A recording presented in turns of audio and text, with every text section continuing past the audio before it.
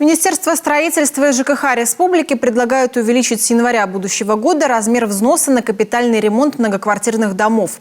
Сумма в зависимости от района Коми будет варьироваться с 9 рублей 47 копеек до 11 рублей 79 копеек. Это, к слову, в пределах средних цифр по стране. Как отмечают в профильном ведомстве, мера вынужденная. При нынешнем размере взноса программа капремонта в регионе буксует, выполняется лишь на 1/5. Так, до 1944 года привести в порядок в регионе необходимо 6736 многоквартирных домов. Это и обновление лифтов, ремонт крыш, фундаментов, подвалов, замена инженерных систем. Между тем, за 7 лет удалось отремонтировать чуть больше 900 домов, всего 13%. Состояние жилья в республике ухудшается быстрее, чем его обновляют.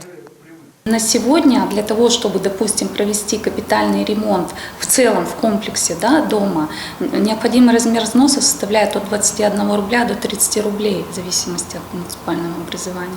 На сегодня есть несколько домов, которые находятся на специальных счетах.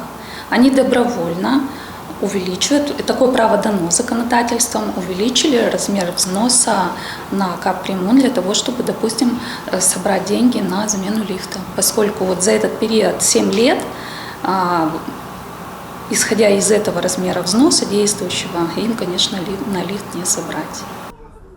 Повышение размера взноса позволит увеличить размер фонда капремонта на 275 миллионов рублей в год, а значит, в ежегодный план программы смогут включать больше домов.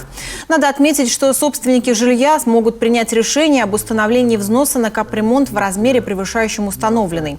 Чтобы полностью реализовать региональную программу по капремонту в положенный срок, минимальный размер взноса нужно поэтапно довести до экономически обоснованного – от 21 до 30 рублей за квадратный метр.